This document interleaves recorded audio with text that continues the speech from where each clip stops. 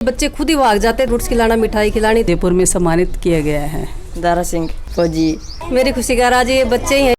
नमस्कार, मैं रेणु, आप देख रहे हो खबरियो। अंतर्राष्ट्रीय महिला दिवस की आप सभी को हार्दिक शुभकामनाएं। आज अंतर्राष्ट्रीय महिला दिवस के उपलक्ष्य में आज हम आपको मिलाने जा रहे हैं माँ की ममता पाठशाला की महिला से, जो कि आज के दौर में रजनी पांडे और ज्योतिबा फुले क्या ही एक उदाहरण है। उन्होंने कच्ची बस्ती के बच्चों को साक्षरता प्रदान करने का बीड़ा उठाया हुआ है। उन्होंने कच्ची बस्ती में रहने वाले बच्चों को प्राथमिक शिक्षा देने का एक अनोखा उदाहरण पेश किया है। आज हम उनसे मिलाते हैं और उनसे कुछ जानकारी लेते हैं। मेरा नाम सुमन चौधरी। हमने देखा कि आपकी पाठशाला का नाम ही माँ की ममता है, तो इस शब्द का मतलब ही माँ का प्यार है।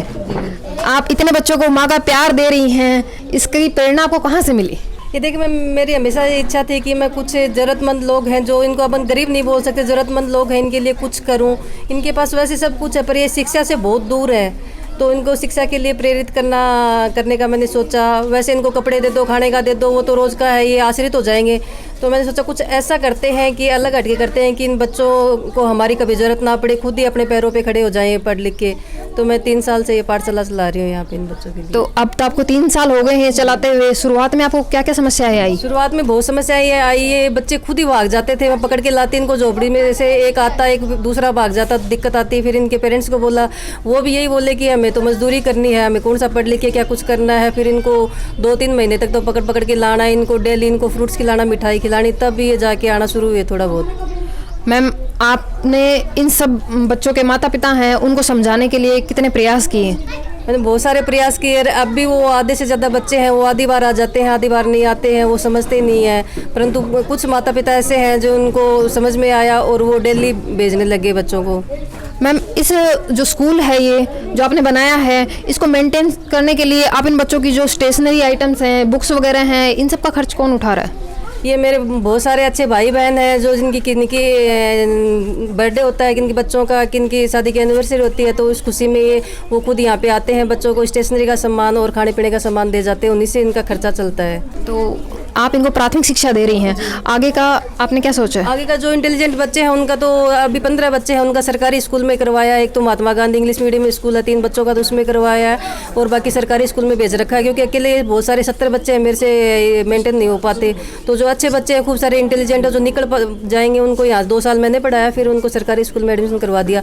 आगे भी इनका 5th तक यहाँ पढ़ेंगे, फिर इनका सरकारी स्कूल में एडमिशन करवा दूँगी। मैम, ये सब करने के लिए एक प्रेरणा की आवश्यकता होती है, तो आपको ये प्रेरणा कहाँ से मिली? ये मुझे धर्मवीर भाई जाखड़ जो चूरू में पाठशाला चलाते हैं, उनका वीडियो देखती थी, उनसे मिली।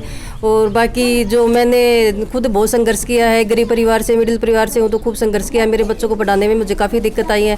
तो मेरी बेटी का MBBS में सिलेक्शन हो गया फर्स्ट बार में सीनियर के साथ ही। तो मैं उस खुशी में मैंने सोचा कुछ अच्छा करते हैं, ताकि इन बच्चों में से भी 20 बच्चे पढ़ेंगे, उनमें से भी एक बच्चा भी निकलेगा तो अच्छा लगेगा, खुशी होगी। तो आपको ये सब करके कैसा लग रहा है? बहुत अच्छा लगता है। इनको ऐसे लगता है, मन ही नहीं लगता घर पे, बस घर का काम पूरा करती हूँ, फिर यहीं आ जाती हूँ।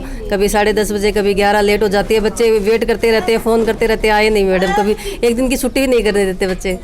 हमारे साथ सुमन मैम की एक और सहयोगी मौजूद हैं, आइए इनसे भी कुछ बातें करते हैं। मेरा नाम मधु खन्ना है। मैम, आप रोजाना यहाँ आते हैं? नहीं, रोज़ाना तो नहीं आती, लेकिन जब भी मुझे टाइम मिलता है तब मैं आ जाती हूँ। और सबसे पहले मैं हाथ जोड़ के आज की अंतर्राष्ट्रीय महिला दिवस पे सभी महिलाओं का सम्मानपूर्ण हार्दिक शुभकामनाएं देना चाहती हूँ। सभी महिलाओं को राष्ट्रीय महिला दिवस पे शुभकामनाएं मेरी तरफ से बधाई हो। मैम, आज के दौर में सब मानते हैं कि महिलाएं बराबरी नहीं कर सकती हैं पुरुषों की।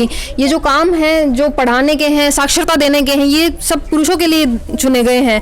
तो आपको ये करके कैसा लग रहा है? मुझे बहुत अच्छा लगता है, और खासकर सुमन मैडम से मुझे बहुत ही अच्छी प्रेरणा मिलती है। इन्होंने बहुत अच्छा इतनी छोटी उम्र में इतना बच्चों को साथ देना और इनको पढ़ाना लिखाना, इनको आके घर से किसी को 1 मिनट की फुर्सत नहीं होती कि दूसरों के लिए निकालने के लिए, और ये मैडम आती हैं। और मैं वैसे कांग्रेस की जिला महिला महासचिव हूँ, तो मुझे थोड़ी मीटिंग में भी जाना पड़ता है, तो इसलिए मैं टाइम नहीं दे सकती। लेकिन जब भी मैं आती हूँ, मुझे बहुत अच्छा लगता है। और ये मैडम का पूरा सपोर्ट है, ये बच्चों का बहुत अच्छी तरह ध्यान रखती हैं, और मुझे भी इन बच्चों के पास आके बहुत खुशी मिलती है। जो आप कर रही हैं, ये आज तो आपने एक स्कूल स्थापित कर दी है, लेकिन इसको करने में आपको शुरुआत में कोई परेशानी हुई हो? कोई किस्सा हमें सुनाएंगे? नहीं, मुझे तो मैम ने बनाया दिया है, तो मैं तो इनके आके बच्चों की थोड़ी खुशियों में शामिल हो जाती हूँ। मंत्री जी है ना, प्रताप सिंह खाचरियावास, उन्होंने मुझे सम्मानित किया जयपुर में नारी गौरव सम्मान से बुके दे के। तो मुझे कल जयपुर में सम्मानित किया गया है। मैम एक बात और, यहाँ आप बच्चों को प्राथमिक शिक्षा दे रही हैं, इसको आगे बढ़ाने का कुछ सोचा आप लोगों ने?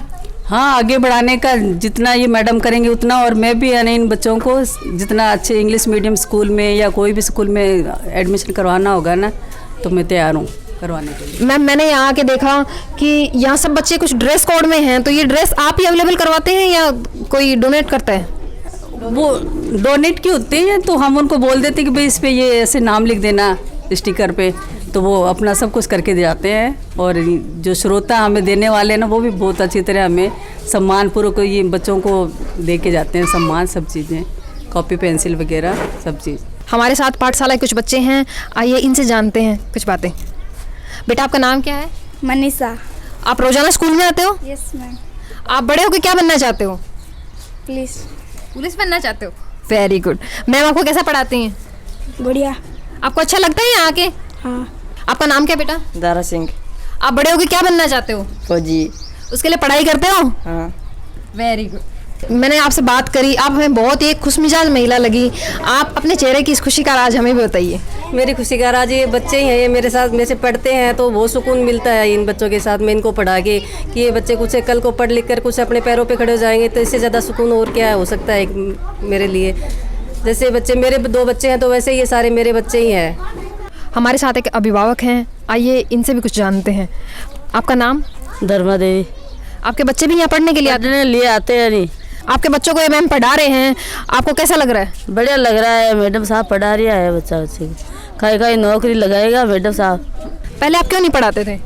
पढ़ा दे, मैं ऐसे मजदूरी करता, आज ऐसे ही घूमता फिरता, जब पढ़ाने लग गया मैडम साहब आ रहा है। वनस्थली में बच्चों को पढ़ाया जाता था, ठीक वैसे ही सुमन मैम यहाँ वनस्थली में एक पेड़ के नीचे बच्चों को साक्षरता का ज्ञान दे रही हैं, उनको एक प्राथमिक शिक्षा उपलब्ध करवा रही हैं। हमने आपको एक ऐसी शख्सियत से मिलाया जो बिना अपने फ़ायदे को देखते हुए कच्ची बस्ती में रहने वाले बच्चों को मुफ्त में शिक्षा प्रदान कर रही हैं। शिक्षा के साथ साथ ही इनको समाज में रहने के तौर तरीके सब सिखा रही हैं। एक शिक्षित नारी ही अपने परिवार को शिक्षित बना सकती है, एक शिक्षित नारी साक्षरता अभियान चला सकती है।